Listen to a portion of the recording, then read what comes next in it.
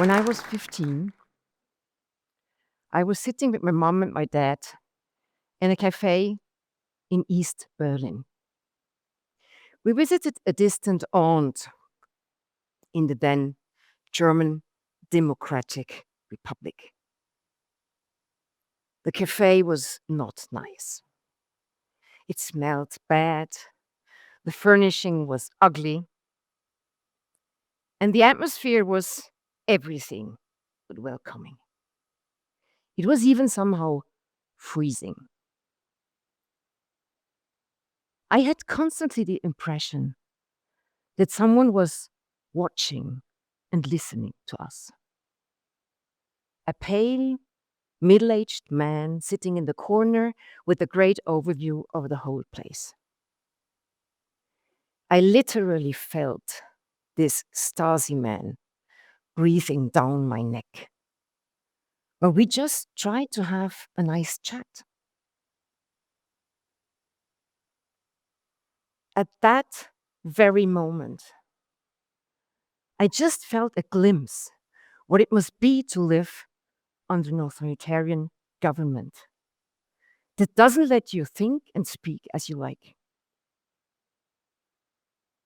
And since then, the simple idea of being silenced, of not being allowed to say what I think, and not being allowed to live the life I want to live, this feeling was always unbearable to me. But today, this happens all over the place. In Russia, every opponent is suppressed and eliminated, imprisoned, tortured, sometimes to death, like Alexei Navalny. In Ukraine, people who fight for their freedom are attacked and killed every day, soldiers as well as civilians. In the US, democratic checks and balances are dismantled at a crazy pace. All this doesn't happen far from us. But we have the feeling that it doesn't have to do anything with us. And that troubles me a lot. What worries me most is that so few people really care. Members of the elites, some of them like the autocrats. They would even be okay welcoming them with us. We call them understanders, die Versteher. While the English at least call them apologists, die Verteidiger. But do they really understand what they are inviting in our liberal democracies? While many people are just exhausted watching the news every day and prefer to be distracted by all sorts of trivialities, or just too comfortable to be confronted with the bad. Why is that the case? And what is the reason for this? I mean, look at our lives. We enjoy housing, we enjoy heating. Whenever we like, we can go for a coffee or a beer. When life feels boring, we go shopping or bungee jumping for those who like it a bit more risky. If we dislike something, we can speak up. We can even stand up. We can even demonstrate. And most important, we can love who we love. But this is not everywhere the case.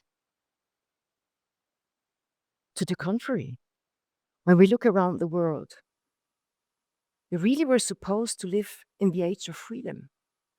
We thought that after the breaking down of the Berlin Wall, that freedom had won, people had won, human rights had won, that all the world would follow our example, that liberalism had no alternative. But we were wrong. There is war. Russia wages war in Europe. By the way, sustained by North Korean-based forces sent by their leader Kim Jong-un, who was educated not far from here in Switzerland. China maintains a great firewall and a cyber army. Autocrats arise all over the place, while democracies stall. Disinformation spreads faster than facts, and even in our societies, trust erodes. In institutions, in each other, and in the very idea of truth. That's where we are. And that's where we think that everything is okay. We just think freedom is there. It's as we would live in a comfort lounge without bothering whether we are able to close the door and the windows when a storm is coming. There is a rationale for this. And we find it in the history of philosophy. Freedom is the result of the fight against suppression, against political authorities, against religious authorities, against absolute power, and against conflict. The Enlightenment philosopher John Locke fought for the freedom of conscience and for tolerance. His German colleague Immanuel Kant urged people to think for themselves, and he designed a system of perpetual peace. In fact, it's a blueprint of the former Nation League and today's United Nations. Hannah Arendt, the German philosopher who fled from the Nazis and analyzed the 20th century totalitarianism, she was convinced that politics is first and foremost a space for an open debate. And Habermas, the Frankfurt philosopher who is still alive, he believed in rational discourse. They were true. They were right. And they were successful, if not too successful. Because as liberal democracies established, they someone started to believe in their own myth. That freedom is the default. And that security is just a burden. It's not necessary. It's just an idea of a non-democratic past. And in this narrative, security became suspect. The notion of security was understood as illiberal, authoritarian, even violent, as if defending something already meant attacking it. With all this philosophical background, with all our success, we just forgot about security. More than that, we decided to outsource it.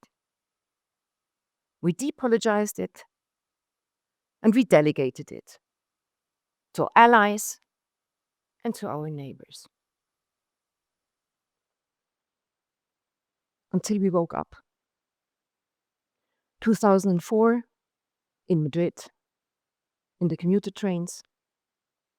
2015, in Paris, at Charlie Hebdo, the Bataclan, and the State of France. 2016, in Brussels at the airport and in the Molenbeek neighborhood. And then we realized we were no longer in control. The world we built just crashed. And we had to recognize that reality didn't follow our narrative, nor would any aggressor care about our precious feelings. So today, we have to ask ourselves, were we too liberal? Yes, at least in part. Liberal democracies are not weak because their values are weak. They are weak because they forgot that their values had to be secured. We have to relearn that rights without institutions are meaningless, that laws without enforcement are powerless, and that dialogue without rules and mutual respect is just pointless, especially when deals become more pertinent than dialogue.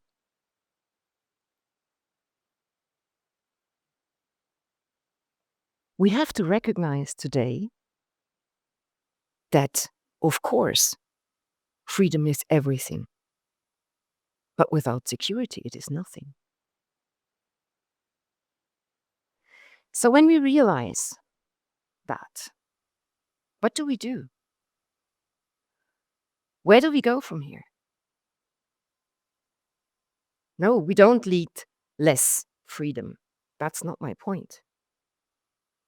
But we need freedom with security. We need freedom with limits. We need freedom with strength. We need a strong liberalism, not nostalgic, not authoritarian, but courageous. And that means three things. First, no more illusions. Let's just abandon the belief that freedom is a given and that security is something bad and that conflict is of yesterday. No. We live in a contested world. Freedom has its enemies. So we have to act accordingly. And that means, second, strengthen our defense.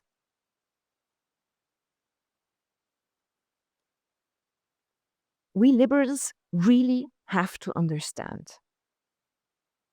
that freedom and security are no opposites. Security is the fundamental of freedom. Only if we are capable to secure our freedom, we can feel free. So let's reinvest in intelligence, in defense, in deterrence.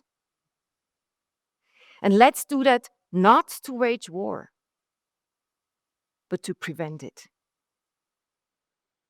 As the Roman military writer Vegetius once wrote, si vis pacem para bellum. If you want to have peace, prepare for war. And third, let's make resilience a civic duty. Democracy is not a spectator sport, even it sometimes it looks like and it sounds like, not especially in Europe, but somewhere else. No, in democracy, every citizen is part of it. Every citizen can enjoy freedom, but every citizen is also part of the security. We in Switzerland have been familiar with the militia system for centuries. The idea that everyone takes part. And we have to come back to that and to transport it in our times. The principle that everyone has a role to play in security has to become normal for us, for all of us, for men and women, for people in society, in politics, in economy, for all of us in civil protection and in the army.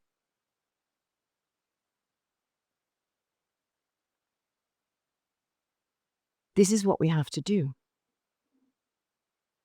Because freedom is not just a given.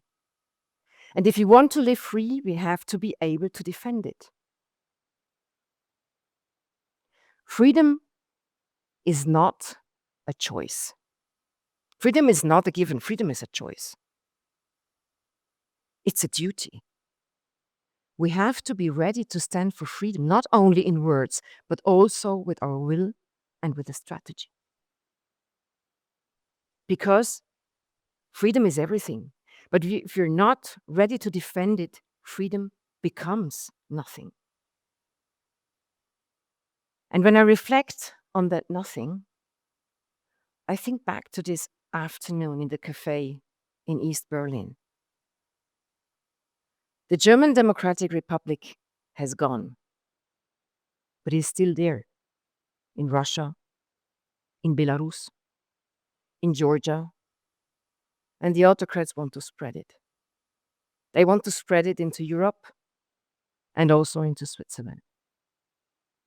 So we have to be ready to stand for freedom, to defend it every day if necessary.